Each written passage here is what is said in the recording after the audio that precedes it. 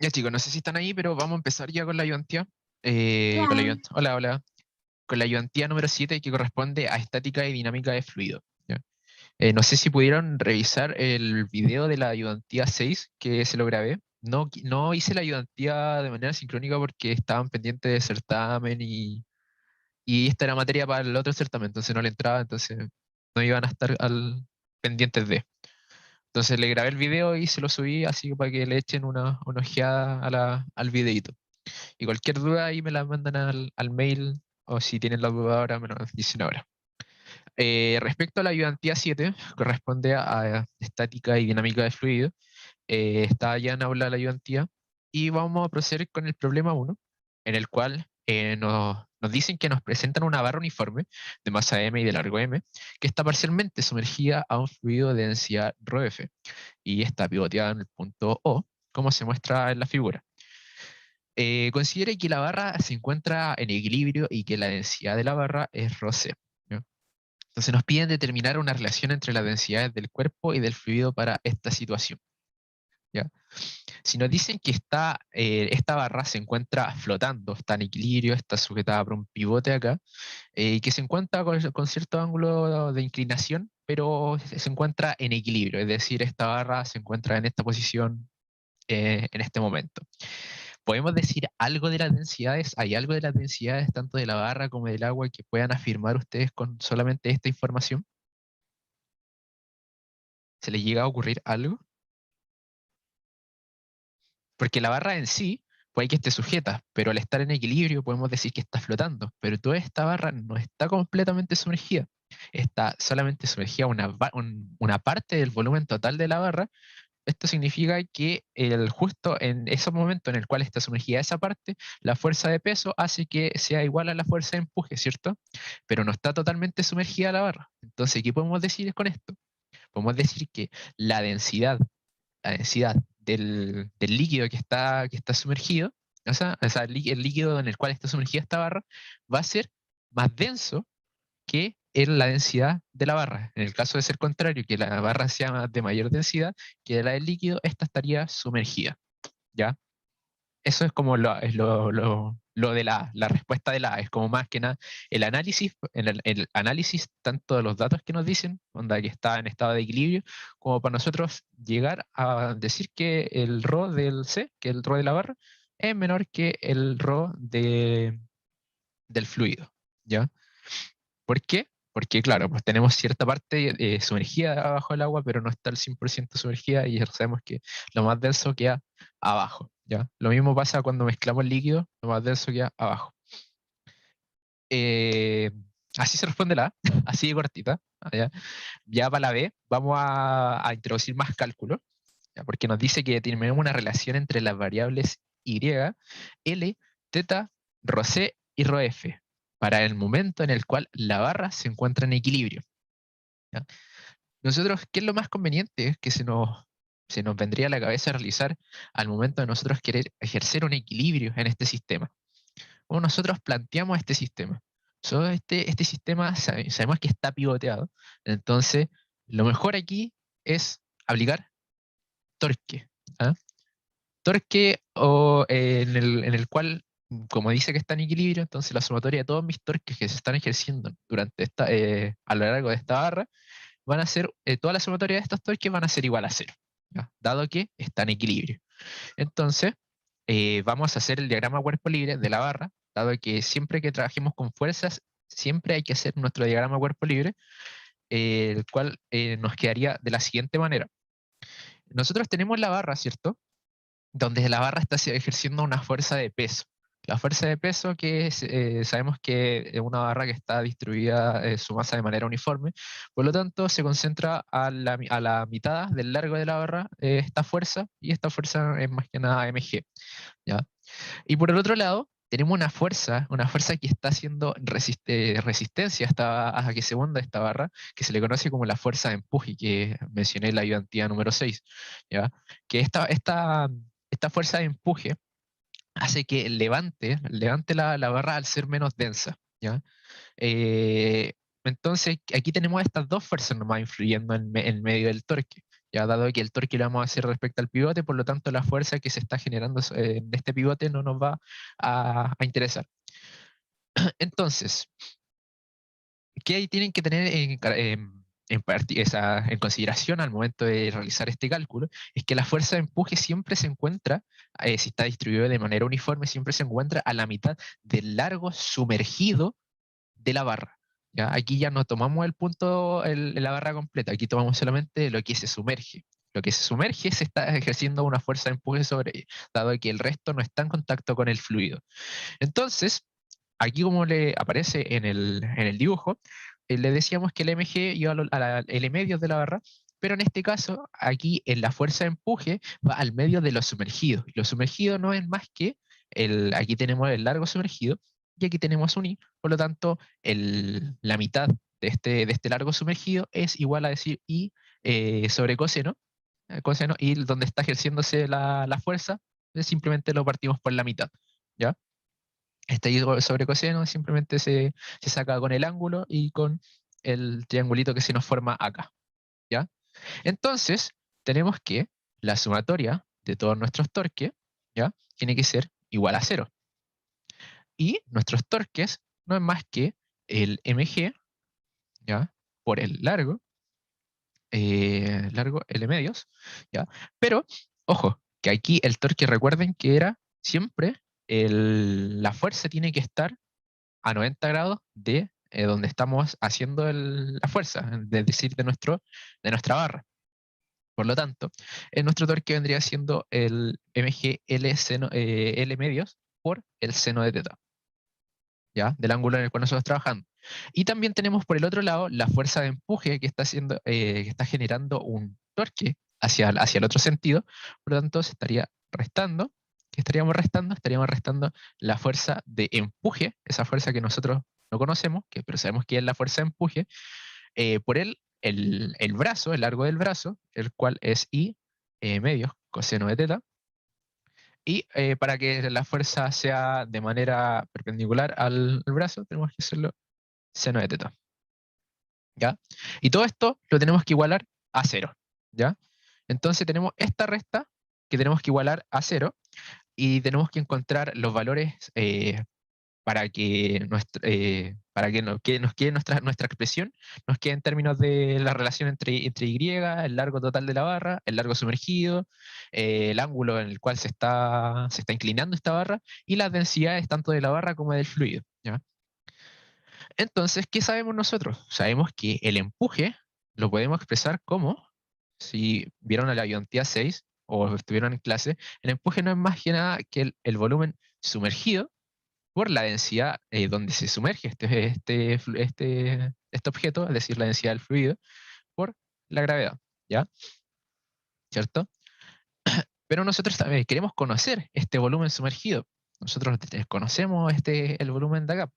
Nosotros sabemos que el volumen total, o el volumen total de la barra, corresponde a una masa sobre la densidad de la barra que nosotros conocemos. Son valores que nosotros conocemos, porque nosotros queremos trabajar siempre en datos que conocemos. Aquí conocemos tanto las densidades como los largos, ¿ya?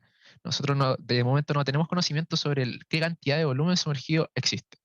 Entonces, recordando que para poder sacar este volumen sumergido, nos queda más que calcular el largo por el área de esta barra, ¿cierto? Entonces, para conocer el área de nuestra barra, teniendo esto en consideración, podemos decir que también el área se puede expresar como el volumen de la barra, ¿cierto? Dividido sobre el largo. Y nosotros tenemos que el volumen de la barra es M sobre ρ C, entonces el área va a ser M sobre ρ C por L, ¿ya? Entonces aquí nosotros ya tenemos ya encontramos aquí lo que vale nuestra área de nuestra barra. Entonces nos quedaría solamente multiplicar esta área por nuestro largo sumergido. Y nuestro largo sumergido se puede calcular, dado que nosotros tenemos conocimiento de qué tan profundo está sumergido esta barra, ¿cierto?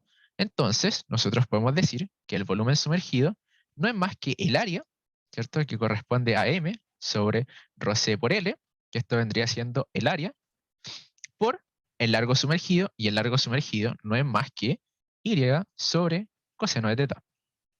¿Ya? Que esto vendría siendo el largo sumergido. Entonces, teniendo ya esto, nuestro volumen sumergido, tenemos nuestro ρ de F, que nosotros conocemos, y la gravedad también la conocemos, nos quedaría más que reemplazar que nuestro E va a tener un valor de M sobre ρ C, todo esto por L, ¿ya? Que esto vendría siendo simplemente reemplazar el Vs en la fórmula del empuje, coseno de teta, ¿ya? Y esto multiplicado por ρf por G, ¿ya? Consulta, Cuéntame. parece que faltó un 2, No, porque ¿no? aquí estamos viendo el largo sumergido. Aquí el que está acá, el partido por 2, estamos Ah, ya. viendo a dónde está ubicada la fuerza del empuje, ya la mitad del largo sumergido. Ah, ya, ¿Ya? ya, ya. Ya, gracias. Eso, listo. Teniendo en consideración, ahora que nosotros calculamos ya cuánto es el empuje, tenemos ya el valor de I, el seno de teta lo tenemos, ahí tenemos el mg. Entonces procedemos a reemplazar toda nuestra ecuación, ¿ya? Que es la ecuación de torque, que tiene que ser mg, ¿ya? Por L medios, esto por el seno de teta, menos la formulita que encontramos recién, ρc por L, por I sobre coseno de teta, esto por ρf, por G, y todo esto, momento, esto es el empuje recién, faltaría por el I coseno y medios coseno de teta, y por seno de teta, ¿ya? Y esto lo igualamos a 0. Y aquí nos queda esta expresión larguísima, que es, acá está. ¿Y qué tenemos que hacer nosotros? Tenemos que hallar las soluciones ante para que nuestro torque, nuestra sumatoria de torque, sea 0, ¿ya? Entonces, ¿qué vamos a hacer acá? Vamos simplemente a factorizar por lo que tengamos en común. Aquí lo que tengamos en común, vamos a hacer que sea seno de teta. Seno de teta, tenemos que es mg L medios menos, esto es m y cuadrado, ¿cierto? Lo que tenemos arriba, 2 rho c por L por coseno cuadrado de teta, y todo esto multiplicado por rho f por g, ¿ya? Y esto lo igualamos a 0. Aquí simplemente factoricé lo que no estaba arriba. ¿Para qué factoricé respecto al seno? Porque nosotros tenemos que hallar una solución para este problema. Entonces aquí tenemos dos soluciones. Que el seno de teta sea 0, o que lo que esté en el paréntesis sea 0, ¿ya? Entonces aquí tenemos que seno de teta sea igual a 0, 0, o tenemos que lo de aquí adentro, que vendría siendo que mg por L medios sea igual a my cuadrado sobre 2 rho c L por coseno cuadrado de teta por rho f por g, donde se nos cancelan los g, el mg, se nos cancela esto de acá y nos queda, simplificando el coseno, me quedaría coseno de teta, me quedaría igual a i sobre, eh, sobre L, por- sobre L, y esto, aquí lo tengo, espérame un poquito. Tengo esto, coseno acá, raíz de rho f sobre rho c. No sé si me habré equivocado en algo, pero esto es lo que me dio el coseno de teta. Teniendo el L de acá pasa dividiendo acá, queda L cuadrado. El I cuadrado con el L cuadrado se me cancelan con la raíz del cuadrado y me queda una raíz de RF por RC porque paso el coseno para acá. Sí, está bien. Entonces me quedarían estas dos soluciones posibles: que que el seno de teta sea 0, o que el coseno de teta sea este valor de acá. Entonces, ya encontramos la respuesta en sí para la B, que son las relaciones entre los parámetros que se nos dan, que es Y, L, teta y las distintas densidades. Pero ahora nos queda interpretar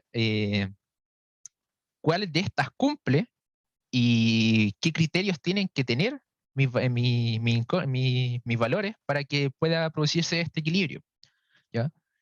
La primera condición, por la cual dejé de lado el seno de teta, que igual a 0, corresponde a un equilibrio inestable, ¿ya? Dado que tenemos que el seno de teta igual a 0, significa que el teta tiene un ángulo demasiado ínfimo que lo hace 0, por lo tanto es como que si estuviera en el estado inicial, y cuando está vertical la barra, implica que tenga un equilibrio inestable, dado que la fuerza de empuje se está haciendo de manera vertical y hace que se vaya para cualquiera de los dos lados. En cambio, si está inclinado en cierto modo, va a hacer que la fuerza, y aparte este pivota, va a hacer que la fuerza de empuje esté haciendo la fuerza hacia un solo sentido.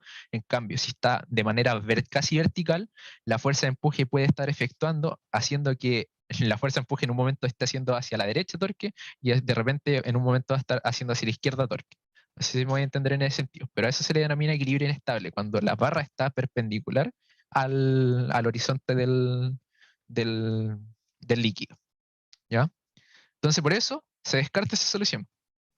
Entonces, tenemos que ver la otra solución, en la cual nos dicen que tenemos que el coseno de teta es igual a I sobre L por la raíz de la densidad de ρf sobre ρc. Entonces, aquí tenemos que empezar a analizar matemáticamente qué características, para esto ya es para responder la C, qué características debe cumplir estos valores para que pueda ser real mi solución, po. Sabemos que, en primer lugar, una raíz no puede ser negativa, ¿cierto? Entonces, por lo tanto, nuestra raíz, la raíz de las densidades tiene que ser positiva, y sabemos que el fluido, de acá, la densidad del fluido, el ρf, era mayor que el ρc.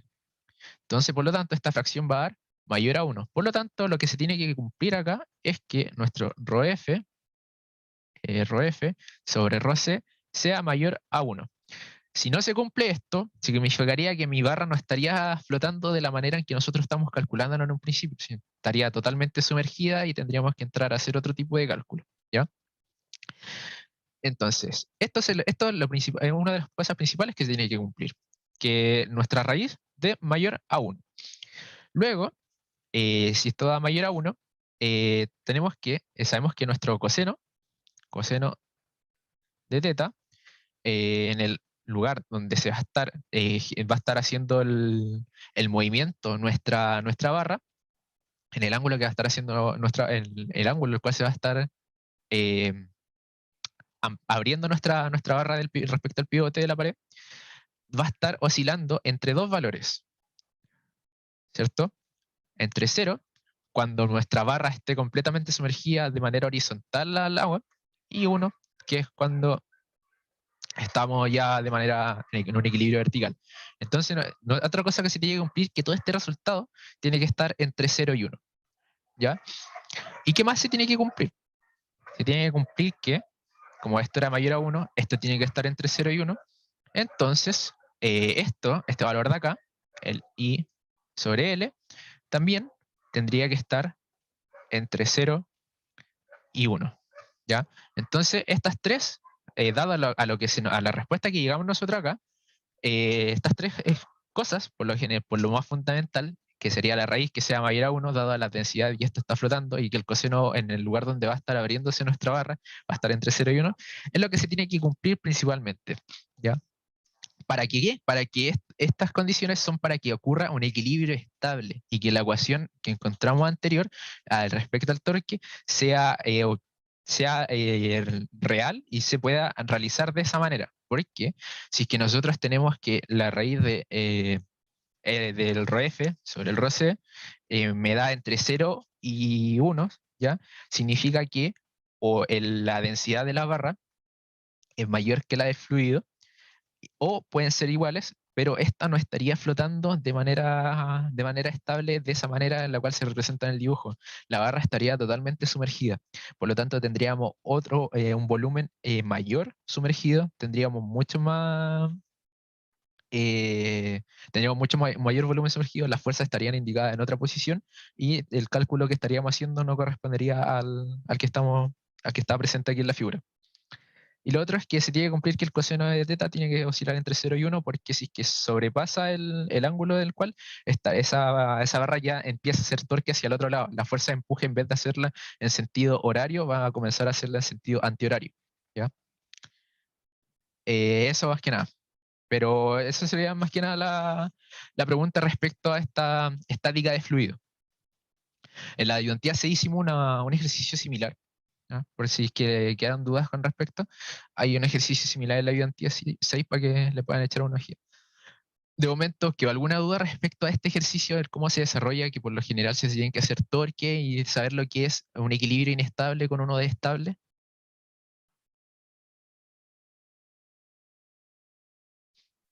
Chicos, Cuando te piden equilibrio, entonces ujú, siempre uno responde con el equilibrio estable. El inestable exacto, como que se descarta. sí. Porque el inestable como tal no nos sirve, no nos sirve casi nunca. Y por lo general el único equilibrio inestable que nosotros vamos a hallar es cuando esta barra se encuentre, en vez de que esté como inclinada a cierto grado, que esté así, o que esta sea la barra, y que aquí está el agua. Porque ¿qué va a hacer esto? Por lo general, no sé si he visto una botella flotando en el agua, que por lo general se va para allá, o se va para allá y empieza a como a tambalear. Y a eso se le denomina equilibrio inestable. Porque está flotando en sí la botella, pero no se queda quieto. En cambio, esta barra de acá, que está acá, todo el rato, si tú dejáis el fluido tranquilo, esta barra va a quedar así, con un ángulo teta de inclinación que va a quedar todo el rato en esta posición. En cambio, si tiráis una botella que está vertical y el agua está tranquila, si la dejáis vertical, esta botella no va a quedar vertical, siempre va a tender a quedar un poco más inclinada. Pero si que tú la dejas en un principio así vertical, esta va a tener un juego para la izquierda, para la derecha, ¿ya? Produciéndose un equilibrio inestable. Por eso no nos sirve. No sé si se entendió. Sí, sí, sí. Ya, bueno. Entonces, vamos a pasar con el otro ejercicio, que el otro ejercicio ya vendría a corresponder dinámica de fluido. Este ejercicio es bien clásico, el del sifón, ¿ya? En el cual aquí ya en dinámica de fluido empezamos a trabajar solamente con Bernoulli. No sé si ustedes en clase les pasaron ya la ecuación de Bernoulli. De Bernoulli. Sí, la acabamos de pasar hoy día. Ya, bueno, esa ecuación apréndansela de memoria, porque les va a servir 130, un poco, no sé si quizás termofísica, pero después gestión energética 1 la van a ver durante todo el ramo. Eh, Así que vamos a proceder al problema 2, que dice que un sifón es un dispositivo móvil para extraer líquidos de recipientes, ¿ya? Para establecer el flujo, el tubo debe llenarse inicialmente con fluido, sea en ρ la densidad del fluido y P atmosférica, la presión atmosférica. Suponga que el área transversal del tubo es constante a lo largo de toda su longitud. Entonces, si nos dicen que el inciso A, que dice en el extremo inferior del sifón, que está a una distancia h bajo el nivel del líquido del recipiente, ¿con qué rapidez fluye el líquido por sus extremos, por el extremo de este sifón? Entonces nos dicen que supongamos que el recipiente tiene un diámetro muy grande y desprecia las pérdidas de energía. Esto de las pérdidas de energía es una cosa que quizás vean más adelante en gestión energética. Raramente lo he visto aquí en 130, así que voy a proceder a lo más fácil. Lo primero que tenemos que hacer acá nosotros es tomar nuestro modelo, el modelo que se nos presenta. Aquí vamos a hacer un corte acá. Y establecer puntos en los cuales nosotros vamos a trabajar, que van a ser los puntos en los cuales nosotros vamos a comparar el Bernoulli. Entonces, ¿qué tenemos acá? Tenemos 3 puntos que son los importantes en nuestro sifón. Tenemos el punto inicial, que es de donde se empieza a salir el fluido. Tenemos el punto donde termina el fluido, donde se expulsa, aquí, que tenemos acá. Tenemos este punto acá. Y tenemos otro punto en particular que nos va a servir más que nada para hallar qué tan alto puede ser el sifón para que este fluido siga, o sea, para que este líquido se siga vaciando a lo largo del tiempo. Entonces, los 3 puntos principales en todo fluido siempre es el inicio donde se sale el fluido, donde se expulsa el fluido y lo más alto que alcanza el fluido. Teniendo estos 3 puntos en consideración, se procede a plantear la ecuación de Bernoulli, ¿cierto? donde nos dice que Bernoulli, Bernoulli, ¿ya? Nos dice que tenemos que tener dos puntos los cuales tenemos que comparar. Aquí, dado que nos piden el, la rapidez del líquido, al cual fluye en el extremo del sifón, es decir, en el punto 3, vamos a tomar el punto 3 y como también tenemos datos de lo que es el del recipiente en general, vamos a tomar el punto 1. Entonces vamos a hacer Bernoulli entre 1 y 3 y nos va a quedar que el Bernoulli va a quedar como P1 más el ρ, GH, ¿cierto? Más un medio de, esto era ρ, por la velocidad del fluido, es decir, 1 al cuadrado. ¿Ya? Y esto es igual a ρ, es a P3, perdón, más un medio de la densidad por la velocidad 3 al cuadrado. ¿Por qué no tenemos ρgh acá, en el lado derecho?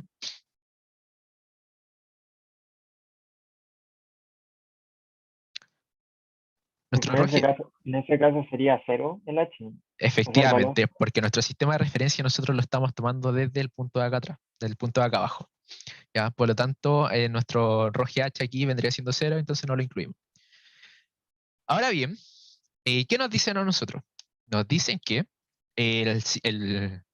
obviamente el sifón está expuesto al aire, por lo tanto, nuestra presión a la salida, es decir, al final de nuestro sifón, va a corresponder a la presión atmosférica, ¿cierto? Entonces nosotros podemos decir que P3 es igual a la presión atmosférica, ¿Qué más nosotros podemos decir? Nosotros sabemos que este recipiente, si bien está cerrado por todos lados, pero este se le introduce un sifón, ¿ya? Y este sifón está expuesto al aire. Y el sifón tiene su tapa abierta. Por lo tanto, al igual que a la salida del sifón, adentro del recipiente vamos a tener también una presión igual a P sub 0, ¿cierto? Que esta presión atmosférica. Por lo tanto, P1 también va a tener presión atmosférica, dado que el sifón está abierto. Ahora, ¿qué más podemos decir?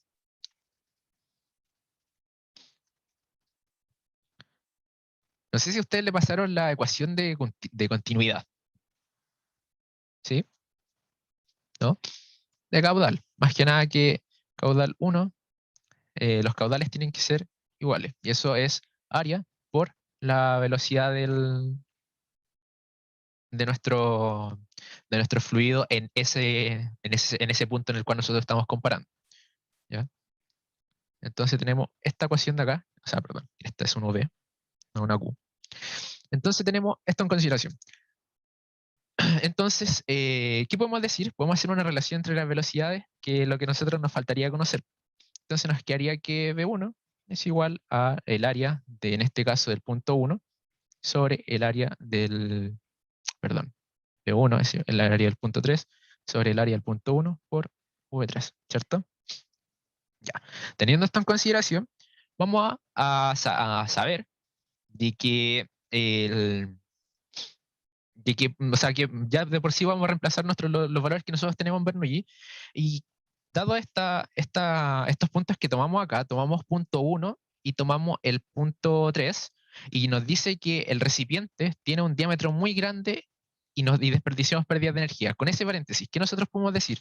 Porque cuando nosotros tomamos el punto 1, ¿qué área nosotros vemos en el fluido? Nosotros, cuando ustedes se ponen a analizar la ecuación de continuidad, en el punto 1, ¿qué área colocarían? ¿El área del orificio en el cual se perforó para introducir el sifón, o el área del recipiente?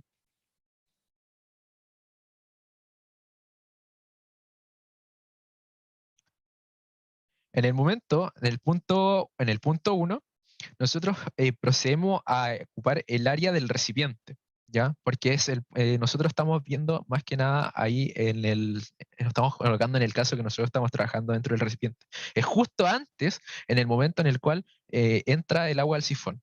Nosotros no vemos dentro del sifón. En el punto 3, nosotros ahí vemos justo antes de que el agua salga al exterior. Entonces, en el punto 1 tenemos que considerar el área del recipiente y en el punto 3 tenemos que considerar el área del sifón. Por lo tanto, según lo que nos dice el paréntesis, nosotros podemos establecer la relación de que el área de nuestro recipiente, ¿cierto? Que es decir, que nuestra área de 1 va a ser mucho mayor que el área de 3, ¿cierto?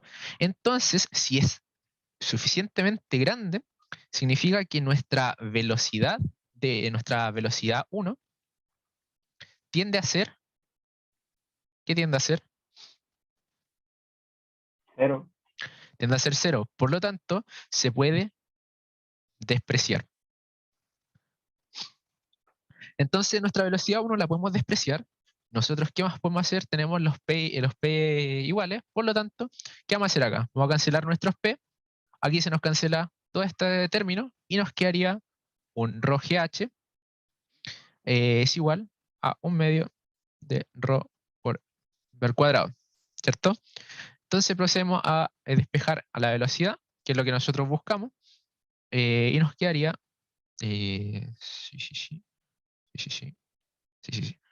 nos cancelaríamos los ρ, nos quedaría 2GH, y sacaríamos la raíz cuadrada, y nos quedaría que la velocidad de 3 corresponde a la raíz de 2GH. Esto, Bernoulli, por lo general, se basa en muchos supuestos, ¿ya? Cuando les hacen hacer esto de que el área del recipiente es muy grande en comparación al área del sifón, la velocidad tiende a ser 0. ¿Por qué? Porque al fin y al cabo, esto está sacando un volumen de agua tan grande por un diámetro tan chiquitito que la velocidad de vaciado dentro del recipiente es suficientemente lenta que se llega a tender a 0, que nosotros vemos demasiado rápido que sale por el cilindro, o sea, por el cilindro del sifón. Esto pasa con las mangueras. Cuando nosotros quieren, cuando tienen las mangueras y no tienen esos pitutitos, o los mismos pitutitos, que hace que salga con mayor presión o con mayor velocidad, ¿ya? ¿Qué es lo que hacemos nosotros? O le colocan el dedo o le cierran el pitutito para que salga con mayor velocidad. Entonces, ¿qué es lo que hacemos esto? Le estamos disminuyendo el área para que nuestro caudal, es decir, nuestra velocidad con la que sale el fluido, sea más rápida, ¿ya? Entonces, si nosotros consideramos que el área del recipiente es tan grande, pero tan grande en comparación al área del sifón, podemos perfectamente decir que la velocidad con la que sale de nuestro recipiente hacia el sifón es casi nula. Se puede despreciar. Eso no quiere decir que sea 0. Va a tener una velocidad, pero va a tender a 0. Por lo tanto, para efectos matemáticos, se nos va a despreciar, ¿ya? Eso con respecto a la A, ¿ya? Y nos están diciendo en la B que tenemos una característica curiosa del sifón, es que el fluido inicialmente fluye hacia arriba, ¿sí? Es algo bien particular de los sifón, que parte el agua saliendo hacia arriba y va a salir con cierta velocidad hacia arriba, pero no sabemos qué altura es la máxima que puede tomar nuestro sifón para que siga saliendo nuestro flujo del recipiente. Entonces eso es lo que se nos pide calcular ahora. Se nos pide calcular que la altura, es decir, nuestro H máximo, este H de acá, que está aquí, el H grande, ¿qué tan grande puede ser para que aún así pueda seguir saliendo, a que siga saliendo líquido del recipiente? Entonces, el sifón, ahora tenemos que trabajar el Bernoulli en 2 puntos. Como siempre son Bernoulli en 2 puntos, pero tenemos que trabajar en 2 puntos convenientes. En este caso, nuestro punto conveniente va a ser el punto 2 y nosotros queremos que el fluido siga saliendo, ¿cierto? Entonces, vamos a trabajar con lo que nos importa, o sea, que siga expulsando fluido por el punto 3, ¿ya? Entonces, ¿qué vamos a hacer? Vamos a hacer un Bernoulli en el punto 2 y 3, ¿ya? Entonces este Bernoulli me va a quedar como un P2, ¿ya? Perdón, un ρ G.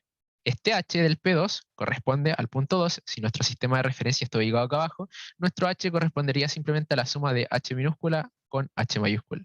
Entonces me quedaría H más H. ¿Ya? Más, este fluido tiene una velocidad en ese lugar, por lo tanto sería un medio de ρ por V2 al cuadrado. Y esto lo igualamos a, en el punto 3, tenemos que es presión 3, ¿ya? Más un medio de velocidad 3 al cuadrado. ¿Ya? ¿Qué más tenemos que saber? Recordamos siempre que aquí siempre vamos a utilizar Bernoulli, ecuación de continuidad, van de la mano. ¿Ya? Entonces vamos a proceder a ver la ecuación de continuidad. El sifón, a lo largo de todo el trayecto, nos dice suponga que el área transversal del tubo, es decir, del sifón, es constante en toda su longitud. Es decir, que en todo momento vamos a tener el mismo área durante el sifón. Por lo tanto, eso nos implica, según nuestra ecuación de continuidad, que tenemos que, en este caso vendría siendo A2 por V2, es igual a A3 por V3. Si nuestra área son iguales, es decir, que nuestras velocidades van a ser iguales. ¿Ya? Entonces, vamos a proceder a reemplazar aquí el cambio de velocidades. Me va a quedar, se nos van a cancelar estos términos de acá, dado que son iguales, ¿ya? Nos va a quedar P2 más ρ g h más h, ¿ya?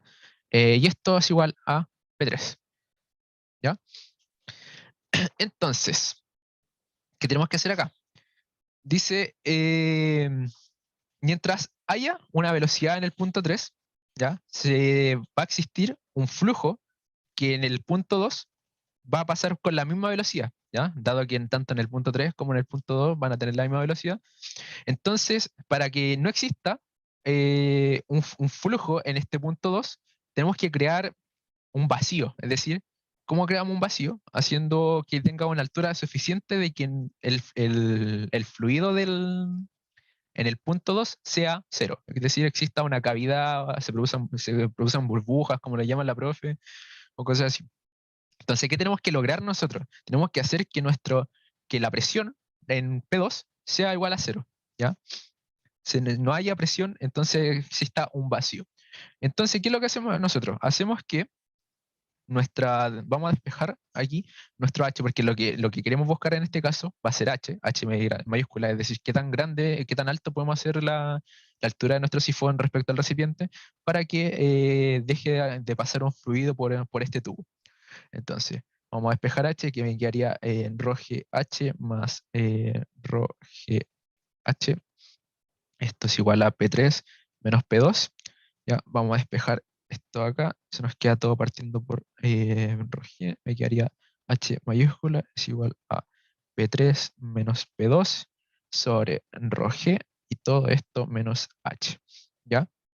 Entonces, para que nuestro fluido no pase ya por el punto 2, y es decir, eso implica que no haya, que no salga líquido, no salga esto fluido por el punto 3, es decir, que ya nuestro sifón no funcione, la altura máxima que puede tomar nuestro sifón, o sea, nuestro H, es decir, la altura desde la salida del recipiente hasta lo más arriba, va a ser cuando la presión en el punto 2, es decir, en lo más alto, se me haga 0.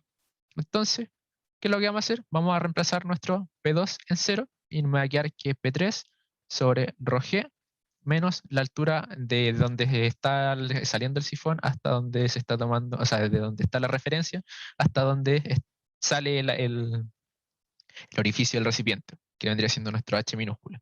Y sabíamos que P3 corresponde a la presión atmosférica, entonces tenemos que es igual a la presión atmosférica sobre ρ g menos la altura. ¿Ya? Entonces esas son las cosas que nosotros tenemos que tener en consideración al momento de trabajar con sifones. Lo máximo que nosotros podemos extender nuestro sifón hacia arriba va a siempre corresponder hasta que nuestro punto máximo se forme un vacío. Y este vacío también es conocido como cavidades, como burbujas dentro de los tubos, y es cuando nuestra presión aquí arriba sea cero, ¿ya? Entonces, para hallar nuestra máxima altura posible de nuestro sifón, simplemente lo que nosotros tenemos que realizar es que llevar nuestro P2, lo llevamos a cero y despejamos nuestra altura máxima correspondiente. Pero recuerden, siempre que trabajamos con dinámica de fluido, van a estar de la mano Bernoulli con la ecuación de continuidad.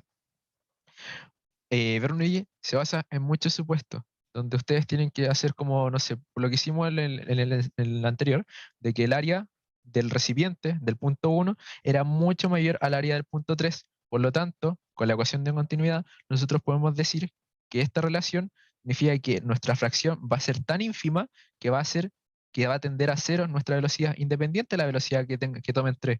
Puede ser mucha la velocidad que tomen 3, pero al hacer esta relación tan ínfima o que tienda a ser cero, nuestra velocidad la podemos hacer tender cero, por lo tanto se nos va a simplificar la ecuación de Bernoulli.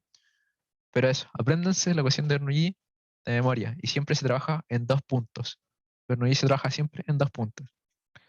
Y eso, chicos, si tienen alguna duda, me la hacen saber. Si no, quedan en libertad. Véanse la ayudantía Al 6. final, Ujú. al final de sí, ese punto máximo, el H Esto. máximo, Ujú. claro, ¿en ese punto deja de haber fluido o es el punto máximo donde todavía hay No, ahí ya, flujo? ahí ya deja de haber, ya no pasa flujo. Justo, Ya, justo en entonces, ese momento ya cambia, no deja de pasar flujo.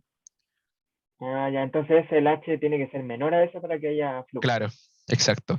Ya, Este es como el ya. límite máximo. Si llega a esto, ya hay presión cero, por lo tanto no pasa flujo. Vale, gracias. Eso, véanse la ayudantía 6 los que no se la han visto, pero la ayudantía 6 es como un ejercicio más de la 1, de estática de fluido. Eh, Más que nada, hagan bien su diagrama de cuerpo libre y, y eso, vean cómo funciona la fuerza de empuje sobre los cuerpos.